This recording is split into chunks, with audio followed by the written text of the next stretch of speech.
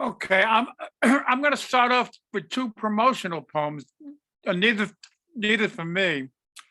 Uh, Charles Charles Miller was a very interesting, multifaceted man.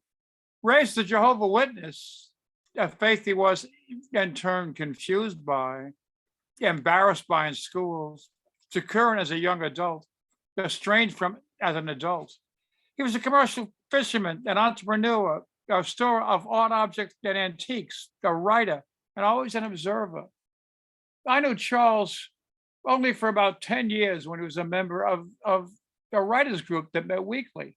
He wrote unsparingly of himself, of his confusion of a Jehovah Witness child and teen, of the tragedy of his wife's slow death from illness, of his horror at a racially motivated murder in his fishing community. And he wrote well. Moreover, at the beginning, he usually sat across the room from me, and I was often impressed with his comments, with his criticism of others' poetry as I'm trying to turn the page. The insult and the kindness in his criticism of the work of others.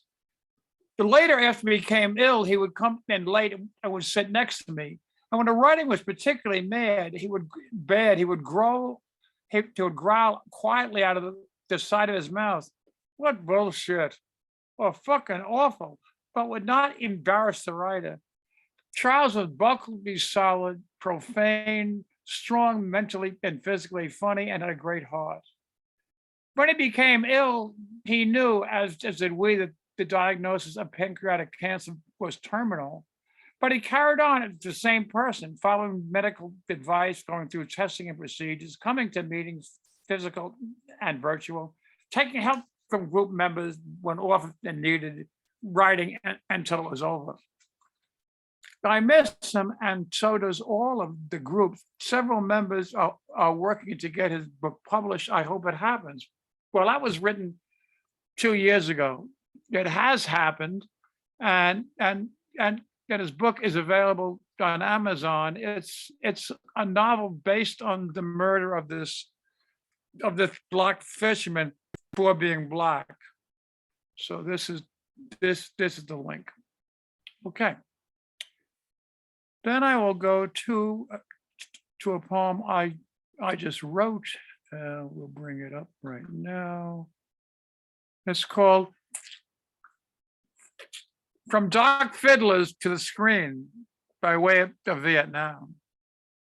He told me the story in 1969, how he delivered beer as a civilian to guys from the neighborhood fighting in Vietnam and got caught in the Tet Offensive. I always knew he was a lunatic, but a hero lunatic? I read the book, The Greatest Beer Run Ever. In fact, I helped format it. I read the expanded second edition. It was even better.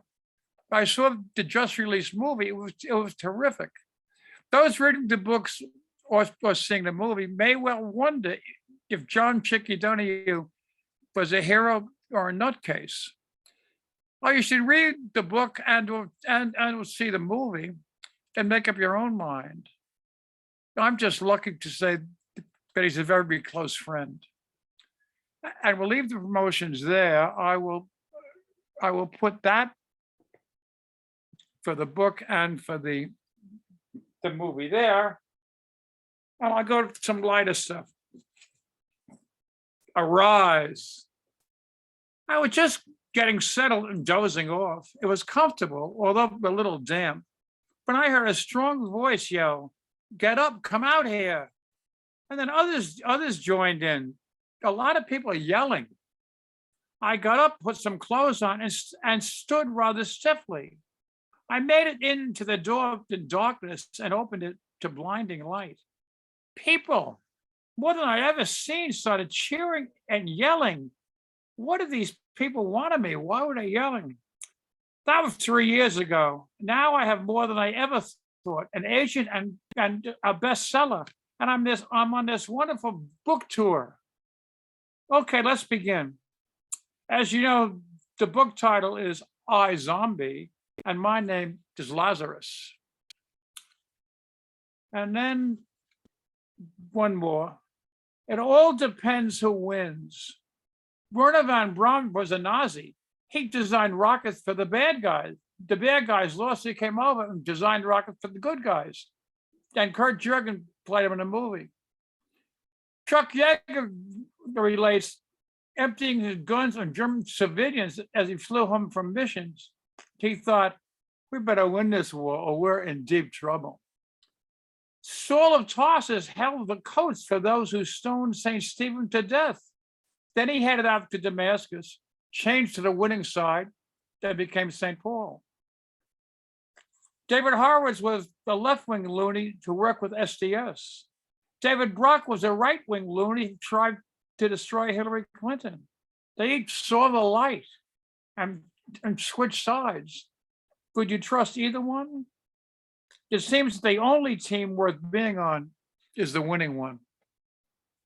Thank you for putting up with me again.